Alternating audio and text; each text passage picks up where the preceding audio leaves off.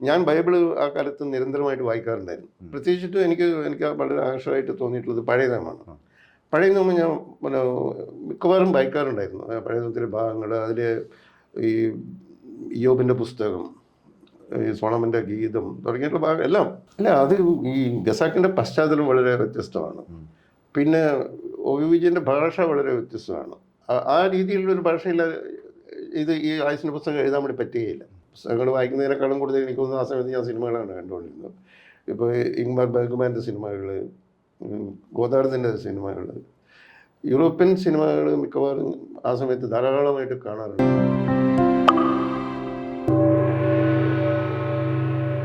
പക്ഷേ ഞാൻ അതിൻ്റെ ഒരു പ്രീ കൺസീവ്ഡ് ആയിട്ടുള്ള ഒരു ഐഡിയ ആയിരുന്നില്ല ആയുസിൻ്റെ പുസ്തകത്തിൽ.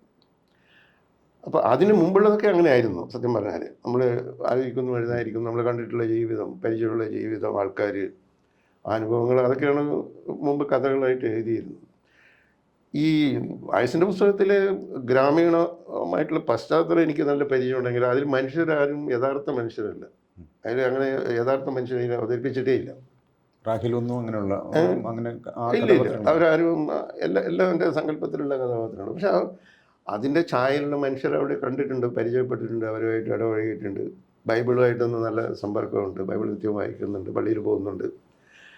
അപ്പോൾ ഇതൊക്കെ ചെയ്യുന്നുണ്ടായിരുന്നു. അത് ശരിക്കും പറഞ്ഞാൽ ഈ കൊൽക്കത്ത യാത്രയിൽ ഒരു ട്രാൻസ്ഫോർമേഷൻ സംഭവിച്ചു എന്ന് വേണമെങ്കിൽ പറയും. അതുവരെയുള്ള എൻ്റെ എഴുത്തിൻ്റെ രീതി കംപ്ലീറ്റ് മാറി, ജീവിതത്തെ കാണുന്ന രീതിയും മാറി. അങ്ങനെയാണ് പിന്നെ ഈ ഉറങ്ങാൻ വയ്യ എന്ന് പറയുന്ന കഥ മാതൃഭൂമി ആഴ്ചകളിൽ 2 ലക്കത്തിലായിട്ട് വന്നത്. അത് ഇതിൻ്റെ ആയുസിൻ്റെ പുസ്തകത്തിൻ്റെ തൊട്ട് മുമ്പെയാണ് അത് വരുന്നത്. അപ്പോൾ അത് കഴിഞ്ഞ ഉടനെ ആയുസിൻ്റെ പുസ്തകം വരുന്നു 83-ൽ. അപ്പോഴേക്കും എൻ്റെ കാഴ്ചപ്പാടുകൾ മൊത്തം മാറിയിരുന്നു, എഴുതുന്ന രീതി മാറിയിരുന്നു, ജീവിതത്തെ ഞാൻ നോക്കിക്കാണുന്ന രീതി മാറിയിരുന്നു. അപ്പോൾ അതൊരു മറ്റൊരു തുടക്കമായിരുന്നു സത്യം പറഞ്ഞാൽ. അതൊരു എനിക്ക് തോന്നുന്നത് ഒരു മൂന്നാമത്തെ ബിഗിനിങ് എന്ന് പറയുന്നത്. അല്ല, അതിനകത്തൊരു അവിശ്വസനീയത ഉള്ളത് ഒരു വായനക്കാരൻ എന്നുള്ള തരത്തിലും ആ കാലത്ത് നമ്മൾ വായിച്ച ആ കാലത്തും പിന്നീടും വായിച്ചിട്ടുള്ളപ്പോൾ തോന്നിയിട്ടുള്ളൊരു അവിശ്വസനീയത, അത് ആ നോവൽ എഴുതാൻ വേണ്ടി അതിൻ്റെ ഭാഷ അല്ലെങ്കിൽ അതിലെ ആ കഥാപാത്രങ്ങളെ അവതരിപ്പിക്കുന്ന രീതി, ഇതൊന്നും മുൻപൊരു ആലോചനയോ നിശ്ചയമോ ഇല്ലാതെ നമ്മൾ എന്താ പറയുന്നത് പറയാറില്ലേ, ചിലപ്പോൾ സംഭവിച്ചു പോകുന്നു. അങ്ങനെ സംഭവിച്ചത് തന്നെയാണോ ശരിക്കും? അങ്ങനെ സംഭവിച്ചതാണത്. അത്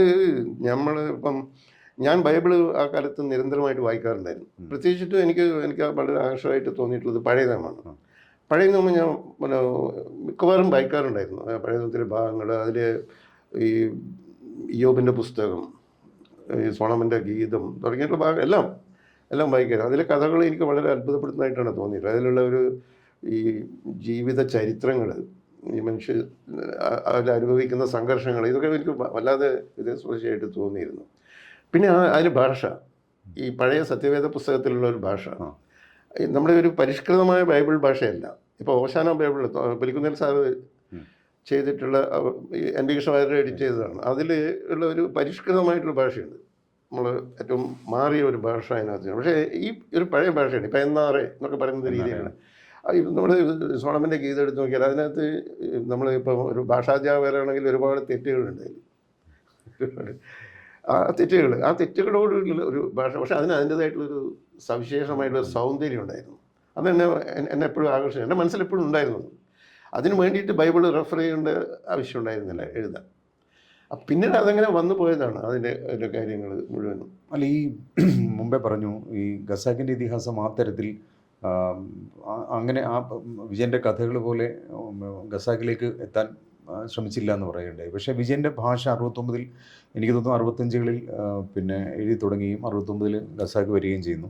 അപ്പോൾ അതിനുശേഷം ഈ ഭാഷയിൽ മലയാള ഭാഷ അന്ന് വരെ കാണാത്ത, അല്ലെങ്കിൽ അന്ന് വരെ ഇല്ലാത്ത ഒരു ഭാഷയും അല്ലെങ്കിൽ ഒരു കഥാപാത്രങ്ങളും ഒക്കെ ആയിരുന്നു ആ നോവൽ വന്നത്. ആ തരത്തിൽ മലയാളി അത് ഏറ്റവും ആഘോഷിക്കപ്പെട്ട നോവലുമാണ്. എന്തുകൊണ്ടാണ് എഴുത്തുകാരൻ എന്നുള്ള തരത്തിൽ എനിക്ക് തോന്നുന്നു ഈ ഖസാക്കിന് ശേഷം അത്തരത്തിൽ വായനക്കാർ മലയാളത്തിൽ ഏറ്റവും കൂടുതൽ ഏറ്റെടുത്ത ഒരു നോവലാണ് ആയുസിൻ്റെ പുസ്തകം. അപ്പോൾ എന്തുകൊണ്ടാണ് അങ്ങനെ ഒരു സ്വാധീനം, അല്ലെങ്കിൽ അങ്ങനൊരു? അല്ല, അത് ഈ ഖസാക്കിൻ്റെ പശ്ചാത്തലം വളരെ വ്യത്യസ്തമാണ്. പിന്നെ ഒ.വി. വിജയൻ്റെ ഭാഷ വളരെ വ്യത്യസ്തമാണ്. ആ രീതിയിലുള്ളൊരു ഭാഷയിൽ ഈ ആയുസിൻ്റെ പുസ്തകം എഴുതാൻ വേണ്ടി പറ്റുകയില്ല. യഥാർത്ഥത്തിൽ അതിനൊരു പൂർവ്വ മാതൃകയില്ല, അതിൻ്റെ രൂപത്തിനൊരു പൂർവ്വ മാതൃകയില്ല. അത് അതിൽ ഉപയോഗിച്ചിട്ടുള്ള ഒരു ഒരു ഒരു നറേറ്റീവ്, ഒരു പാറ്റേൺ എന്ന് പറയുന്നത് വളരെ ഡിഫറെൻ്റ് ആയിരുന്നു, മറ്റ് നോവലുകളിൽ ആരും ചെയ്യാത്തതായിരുന്നു. പ്രത്യേകിച്ച് അതിൻ്റെ സിനിമയുടെ സ്വാധീനമാണ് വളരെ കൂടുതലായിട്ടുള്ളത്. പ്രത്യേകിച്ച് യൂറോപ്യൻ സിനിമയുടെ സ്വാധീനം ഉണ്ടായിരുന്നു. കാരണം ഞാൻ ആ സമയത്തൊക്കെ ഞാൻ നിരന്തരമായിട്ട് സിനിമ കണ്ടുകൊണ്ടിരിക്കുന്ന ഒരാളാണ്. പുസ്തകങ്ങൾ വായിക്കുന്നതിനേക്കാളും കൂടുതൽ എനിക്ക് തോന്നുന്നു ആ സമയത്ത് ഞാൻ സിനിമകളാണ് കണ്ടുകൊണ്ടിരുന്നത്. ഇപ്പോൾ ഇംഗ്മർ ബർഗ്മാൻ്റെ സിനിമകൾ, ഗോദാർദിൻ്റെ സിനിമകൾ, യൂറോപ്യൻ സിനിമകൾ മിക്കവാറും ആ സമയത്ത് ധാരാളമായിട്ട് കാണാറുണ്ട്. അപ്പോൾ ഒരു ദൃശ്യബോധം എന്ന് പറയുന്നത് വളരെ കൂടുതലായിരുന്നു. അതുകൊണ്ട് ഇതൊക്കെ ഈ ഐസൻ്റെ പുസ്തകത്തിലെ ഓരോ വാക്യവും ദൃശ്യങ്ങളായിട്ടാണ് ഞാൻ സങ്കല്പിച്ചിട്ടുള്ളത്. പക്ഷേ ഇത് ഇപ്പോൾ വിജയേട്ടൻ്റെ നോവലിലെ വിജയൻ്റെ നോവലിനകത്ത് നമ്മൾ ആദ്യത്തെ വാചകം എടുത്ത് നോക്കിയാൽ, ഇപ്പോൾ കൂമങ്കാവിൽ ബസ് ഇറങ്ങുമ്പോൾ രവിക്ക് ആ സ്ഥലം അപരിചിതമായി തോന്നിയില്ല എന്ന വാക്യത്തിലാണ് തുടങ്ങുന്നത്. അപ്പോൾ ഇത് നമ്മളൊന്ന് അപഗ്രഥിച്ച് നോക്കിയാൽ അതിൻ്റെ അകത്ത് ഒരു വിഷ്വലുണ്ട്. അതായത് കൂമങ്കാവിൽ ബസ് വന്ന് നിൽക്കുന്നതും ഈ യാത്രക്കാരൻ ഇറങ്ങി വരുന്നതും. പക്ഷേ ഈ സ്ഥലം അപരിചിതമായി തോന്നിയില്ല എന്നുള്ളത് ദൃശ്യാത്മകമല്ല. ആ രീതിയിലുള്ള പ്രയോഗങ്ങൾ അതിനകത്ത് ഈ ഖസാക്കിൻ്റെ ഇതിഹാസത്തിൽ ധാരാളം. ദുഃഖം പോലെ, സാന്ത്വനം പോലെ, ഇരുട്ട്, മഴയുടെ സുരതാവേഗം ഒഴുങ്ങി, ഈ മട്ടിലുള്ള ഒരുപാട് അനാദിയായ കാലം പള്ളിയുടെ അങ്കണത്തിൽ തളം കെട്ടിക്കിടന്നു എന്നൊക്കെയുള്ള തരത്തിലുള്ള അഭിപ്രായങ്ങൾ. ആ രീതിയിലുള്ള അമൂർത്തമായിട്ടുള്ള സങ്കല്പങ്ങളിൽ എനിക്ക് താല്പര്യം ഉണ്ടായിരുന്നില്ല. എനിക്കത് ദൃശ്യപരമായിട്ട് എങ്ങനെ അത് വരാം? എനിക്ക് അനാദിയായ കാലം പള്ളിക്കകത്ത് തളം കെട്ടിക്കിടക്കുന്നത് അങ്ങനെ ഒരു ദൃശ്യം എനിക്ക് സങ്കല്പിക്കാൻ പറ്റില്ല. അത് യോജന എങ്ങനെ സങ്കല്പിച്ചു എന്ന് എനിക്കറിയില്ല. അപ്പോൾ അതാണ് അതിൻ്റെ വ്യത്യാസം.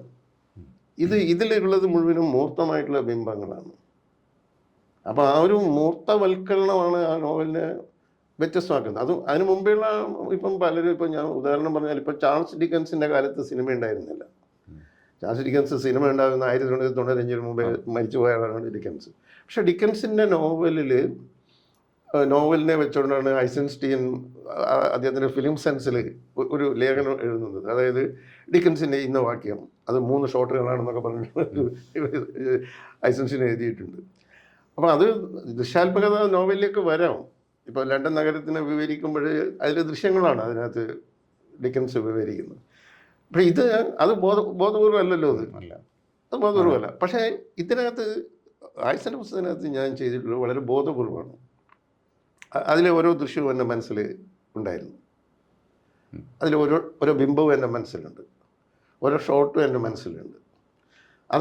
അങ്ങനെയുള്ള ഒരു സങ്കല്പനം മലയാള നോവലിൽ ചിലപ്പോൾ അതിന് മുമ്പേ ഉണ്ടായിട്ടുണ്ടാവില്ല.